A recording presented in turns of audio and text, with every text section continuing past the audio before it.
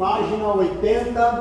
Tá 80, 81. 80, 81, né? Página, ponto 3, partes de uma roupa, acessórios e seu significado. Naquela época usavam-se as roupas internas, como nós, e as roupas externas. Ó, você sabia que roupa, na época de Jesus principalmente, era coisa... Tinha pessoas que só tinham uma roupa. Tinha pessoas que tinham, às vezes, duas roupas só. Como as mulheres nos dias de hoje, que é uma ou duas, né? Que as mulheres geralmente têm, né? Dúzia. Guarda-roupa. Guarda-roupa, né? Fernando, vamos ver aquelas duas, não presta atenção não. Ó. Guarda-roupa. Ai, peraí. Nem percebeu que eu tô falando. Roupas internas e roupas externas. Sabe, velho. Vamos lá. Que história é essa? Eliane, então, Não. o que você acha do que eu falei? Não sei o que você falou. Partes de uma roupa, acessórios e seus significados. O cinto, para quem quer usar o cinto? Não. Segura as calças. Não, porque não usava calça. Ah, é verdade. Vai prender aqui a roupa, tá? Olha lá, ó. Couro, corda. Possui uma finalidade de couro de corda, possui a finalidade de ajustar a roupa no corpo aqui, tá? Para os homens, para ajustar a roupa. Para mulheres, para dar mais agilidade também, certo? Ajustar a roupa para dar aos homens ou mulheres maior agilidade e desempenho nas suas atividades. Sandálias eram fundamentais, principalmente no local que tinha muita poeira, muita pedra, né? E assim por diante. Geralmente era feita de o solado de madeira, couro e tiras, tá? As tiras eram de couro e as sandálias sempre eram removidas quando chegavam em casa, lembra que eu falei? Você chegava em casa, você tirava o sapato para entrar. Até hoje em Israel tem esse costume, ok? Por que mesmo? Que é o costume de tirar? Dois motivos. Um é porque higiene, né? Lá fora tem muita bactéria, tal, poeira, tira. E o outro é porque, lembra de Moisés? Tira as sandálias dos teus pés porque o lugar é santo. Então era um costume por causa disso, tá? Bom, partes de uma roupa, ponto 3.3, acessórios e seus significados. Tinham vários tipos de roupa, aquilo que é hoje, não tem a roupa que você vai para o casamento, você usa mais em casamento, é aquela que você fica dentro de casa, né? É aquela que você usa no trabalho, é aquela que você vai para a igreja. Alguns tem, né? Tem outros que usam. Mas tinha as roupas de núpcias, o luto, que geralmente era preto também, manto de honra, uma pessoa recebe como homenagem, uma honraria, e roupa de inverno, que é aquela roupa que fazia muito frio, né, Eliana? Aquela fazia muito frio naquela época. As roupas dos sacerdotais, significado de suas aplicações. As roupas eram usadas pelo sacerdote e sumo sacerdote. Vamos ver aqui, aqui ó, essa aqui é a roupa do sacerdote. Tá? Agora é do sumo sacerdote, vamos ver. Ele mudou, né? Tem a 12 pedras, né? Hã? Tem a 12 da tribo. Isso. O éfode na mão, então ó, essa é a roupa do sacerdote e a do sumo sacerdote. Você sabia que lá em Israel já tem a roupa do sumo sacerdote pronta? E que custou uma fortuna? Mais de $1 milhão, se eu não me engano, a roupa dele. Um negócio assim. Eu acho que posso estar errado agora em apontar o valor. Mas é caríssimo. Já está pronta a roupa para o terceiro tempo. Exposta no museu. E é com fios de ouro, né? E aqui as 12 pedras, simbolizando o quê? As 12 pedras? 12 tribos de Israel. Né? E Êxodo vai dizer quais são essas pedras, tá? Então o castiçal, né, pastor, está pronto já. O castiçal custou 8 milhões de reais, parece. Pesa meia tonelada de ouro, 24 quilates. Por que está pronto já? Para o terceiro templo. Porque para Jesus voltar, o terceiro templo tem que construir. Tem que Jesus volte e o terceiro templo é o cumprimento. Todas as peças do tabernáculo, e a gente acha que Jesus está demorando, todas as peças estão prontas. Todas que existem dentro do tabernáculo estão prontas. Esse castiçal Isso que é em o Israel. em Israel. Inclusive esse castiçal ele fica na praça lá em Jerusalém, dentro da cidade velha. Pastor, mas no caso o sumo sacerdote ele era escolhido. E no caso aí agora, quem vai escolher o sumo sacerdote? Tem que ser da tribo, né, de descendente da tribo de Levi. Vamos fazer um voto, né? Eles vão escolher. Quem escolhia na época de Jesus era o rei, né? Pode ser que o rei, o presidente lá do Israel, vai escolher. Bom, vamos entender um pouquinho as vestes do sumo sacerdote? A mitra, que ele usava na cabeça, essa parte branca aqui, ó. Ok? Esse é o sumo sacerdote. A pedra de ônix, que ficava no ombro dele, uma de cada lado. Esse aqui era chamado de peitoral. Tem duas pedras aqui, tá vendo? Era Urim e Tumim, tá? Urim e Tumim. O cinturão que ele usava aqui para, lembra que nós falamos de cinto para prender a roupa no corpo? Esse aqui é o éfode, que fica embaixo do peitoral, que chama éfode, tá? A túnica azul, que fica embaixo do éfode. A túnica branca, que é a primeira veste, né? Não veste interna, veste, vamos dizer assim, pormenores, né? Aí são todas sobreposições. Isso, então... branca, depois o azul, ó, primeiro a túnica azul, branca, né? Depois a túnica azul, depois é o éfode, depois vem o cinturão apertando e por fim o peitoral, ok? E ele tinha uma tiara aqui na cabeça também. Vamos lá. E a veste do sumo sacerdote, é essa aqui, sacerdote comum, e essa é do sumo sacerdote, com o peitoral aqui com as 12 pedras e mais uma de cada lado, que é o Urim e Tumim. E aqui em cima mais duas pedras de ônix, uma de cada lado, segurando aqui no ombro. E aqui embaixo tinha as romãs e os sinos. Tá? Romã não era romã, era uma peça em forma de romã, tá? De ouro, tá? E os sinos, ok? Ele, conforme ele andava, fazia o barulho. Aquele negócio que ponhava uma corda lá no Santo dos Santos, e se ele entrasse em pecado, parava de fazer o barulhinho do sino, aí puxava para fora porque morreu, isso aí tudo não tem nenhum lugar, ninguém comprando. Essas roupas são lavadas? Na época, você fala, eram lavadas, todas eram lavadas. Mas não se lavava muito não. Não era. E agora, olha como Deus faz as coisas, né? Deus é tremendo, né? Israel tem pouca água, certo? Mas você pode passar uma semana com a mesma roupa que você não soa. E não chega a suar. Eu falo porque eu tive lá 18 dias na primeira vez, depois mais 10 dias, mais 8 dias, né? Você não soa. É quente, é um sol de 38, 36. No verão mesmo é 40 graus, mas é muito raro você suar. É quente, aquele mormaço, mas ao mesmo tempo o ar é muito úmido. Não é que nem aqui. Aqui fez 32 graus, está todo mundo suando, derretendo, né? Lá você não soa. Então Israel andava no deserto, mas não suava, muito difícil de suar. Eu andei em mancha, teve dia que eu andei o dia inteiro e não suei. É um ar diferente. Pastor, então esse negócio que falaram que amarravam uma corda, um pé, e secasse se ele tivesse em pecado, né? No Santo do Santo. Ia lá e puxava para fora. Lenda. É lenda.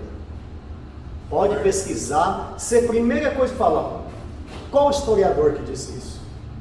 De que lugar, assim, fonte, não é da internet, na internet você vai achar.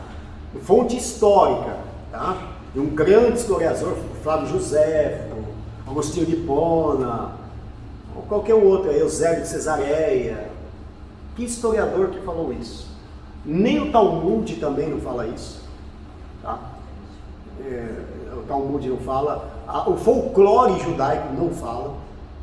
Inventaram aí, o povo comprou a ideia. Então é perigoso dizer, porque se uma pessoa que tem conhecimento, teologia, você vai pregar na igreja, ele dá um estudo e fala, olha, não fala onde que está essa fonte para mim. E aí, como é que você vai fazer? Você não vai ter como provar. É porque ouviu, né? Eu ouvi falar, mas peraí, você ouve falar aí e vai sair falando para todo mundo, não é? Não tem, tá? Não tem. Ok?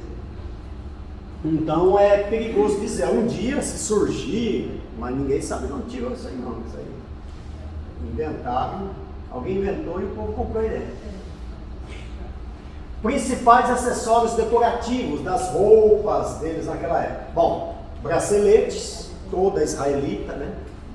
Principalmente, você pensa que as mulheres não tinham suas vaidades naquela época, não é? Você está achando que ela era pouca gente?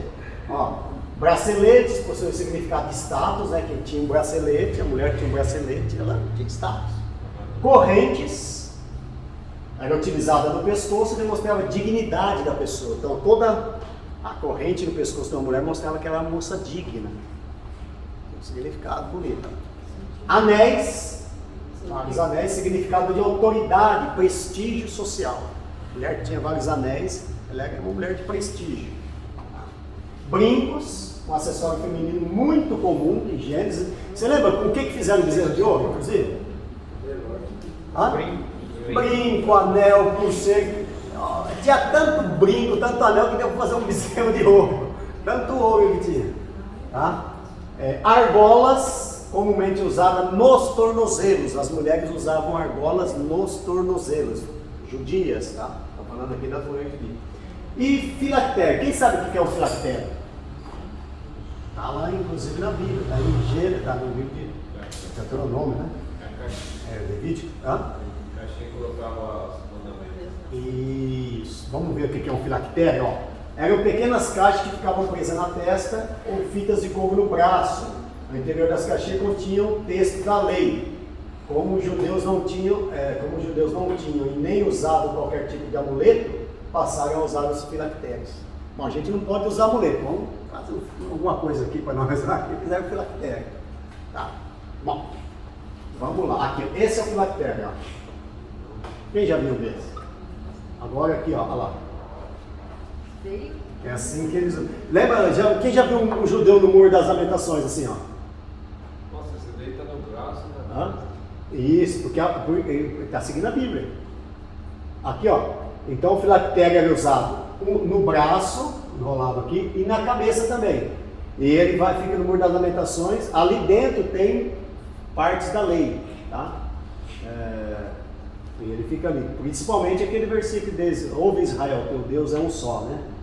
Ele fica ali, ó. Tá? E por que eles usam isso aqui? Vamos ver onde está escrito na Bíblia? Olha lá, outra. E no braço também. E até hoje você vai lá, é comum ver eles com filactério. Ok? Usam para oração, principalmente. Né? Isso é quando eles vão à igreja para orar, tá? No dia a dia, na rua, não. A hora que eles chegam lá e vão orar no Muro das Lamentações, ou vai na sinagoga, eles colocam isso aí para orar. Tá, eu não pus o versículo aqui, mas tem Deuteronômio, né? Deixa eu ver se está aqui para trás. Filactérios, acabei de colocar, né? Mas vai falar que você trará sobre a sua cabeça, né, por anel as leis, e enrolará sobre o seu braço também. Tá lá, pode mandar o seu braço. Vamos lá. Bom, cuidado com o corpo.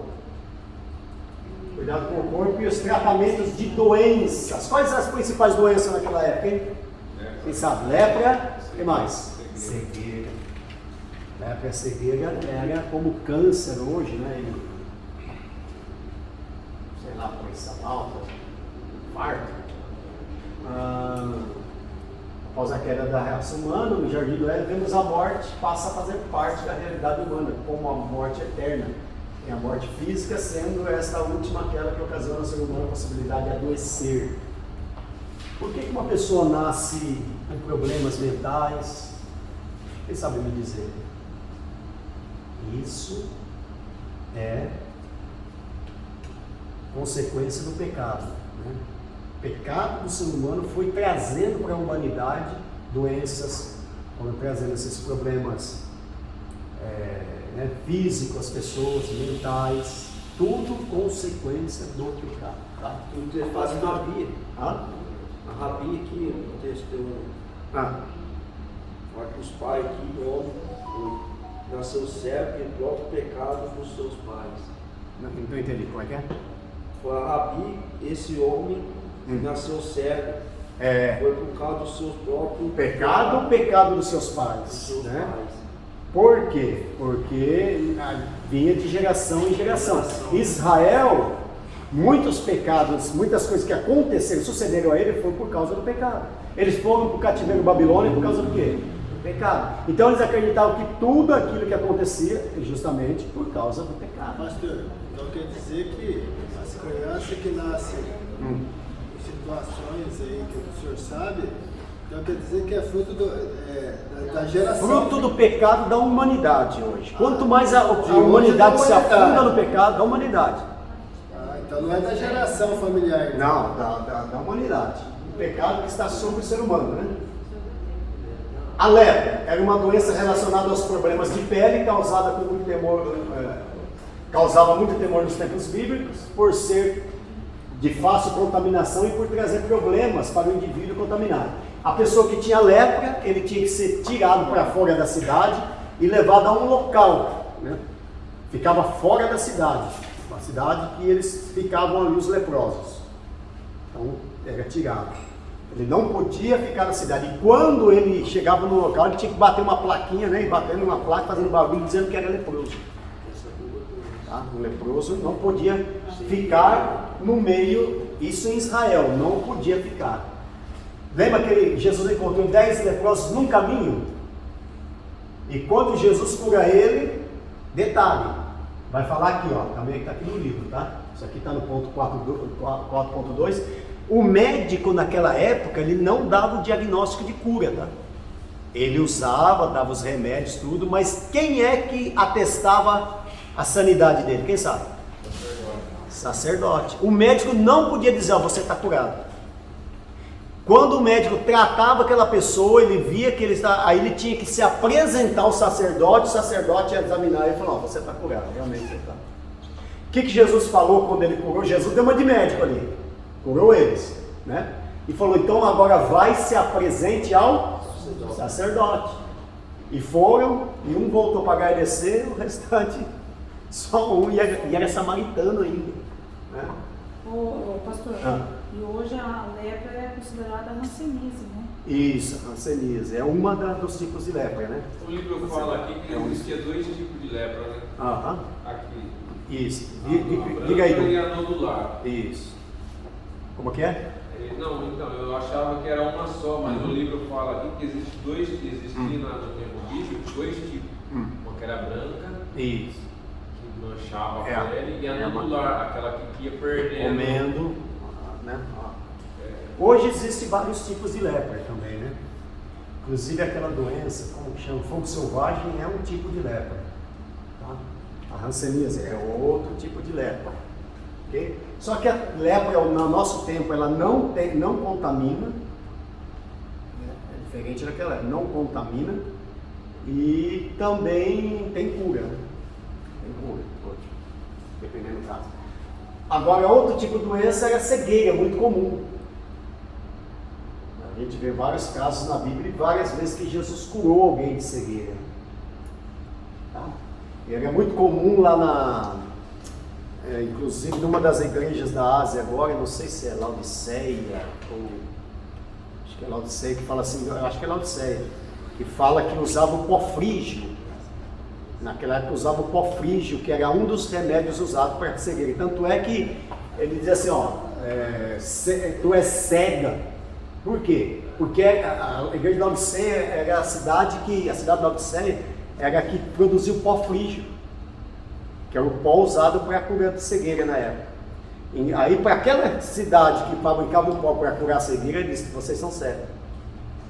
A igreja que era considerada mais rica falou, vocês são pobres. Então, Jesus estava mostrando o contraste. Eles achavam que era uma coisa, mas na verdade... Então quer dizer que a Covid era considerada uma lepra no dia de hoje? Não pegava tanto que não espalhava. Tinha que ter um contato, muito contato, né? Alguns chegam até a dizer que a lepra não pegava, que era só, mas tiravam do convívio e acreditavam sim. Assim, trazendo para hoje, que nem a Covid aí, Existe ainda, né? Vocês viram tuberculose, no caso? Ah, tuberculose não uma doença, porque não era todo mundo que tinha lepra, né? Era a doença mais comum, mas você pegava uma pequena parcela, né? Como câncer, hoje seria como câncer. Como câncer seria mais. Tá? Era uma doença, como entre os judeus, aplicação em relação, que é o caso da cegueira, né? Relacionamento do clima quente e seco provocava a produção de muita poeira, resíduo, causando ferimento nos olhos. Com o tempo poderia trazer a cegueira. Como não tinha tratamento, não tinha remédio, não tinha colírio, praticamente quase. Tinha remédios naturais, né? Então era muito complicado. Papel dos médicos nos principais tratamentos e remédios. Aqui, ó, mesmo atuando como no meio do povo, os médicos não poderiam atestar a cura dos seus pacientes. Era necessário, depois do tratamento, os indivíduos apresentarem seu sacerdote para, através deles, a cura fosse atestada se o doente era considerado curado. Ok?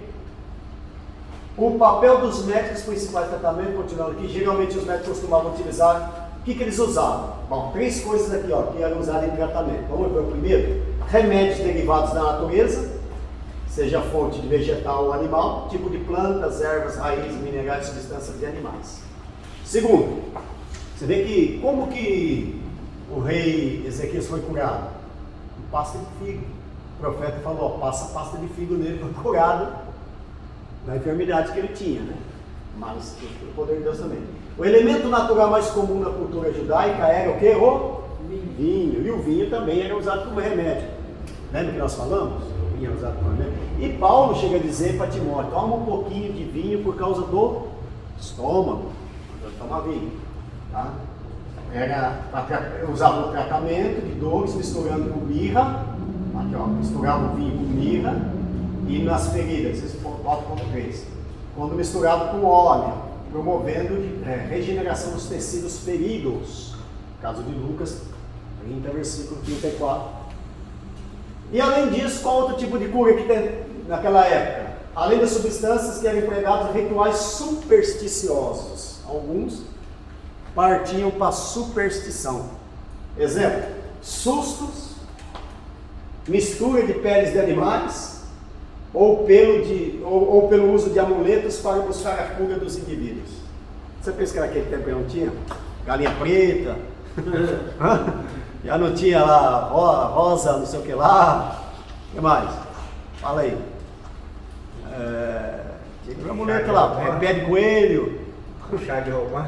Chá de romã, pé de coelho, arruda atrás da orelha, pé de coelho, Mas tinha umas misturas bem loucas lá.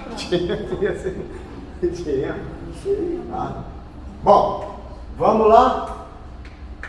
Aqui diz em 1 Timóteo, capítulo 1 Timóteo 5:23. Não continue a beber somente água, tome também um pouco de vinho, por causa do teu estômago, tá? E as suas frequentes enfermidades. Então, uma das funções do vinho era remédio, alimento e bebida forte. Ai daquele que vai até que o vinho, bebida forte, alimento e remédio. Bom, vamos lá. Capítulo 5, a morte e morrer na cultura judaica. Como que era morrer na cultura judaica, hein? Bom, vamos entender. Uma coisa que não podia faltar num velório era as mulheres para chorar. Isso não podia faltar. Tinha que ter mulheres para chorar.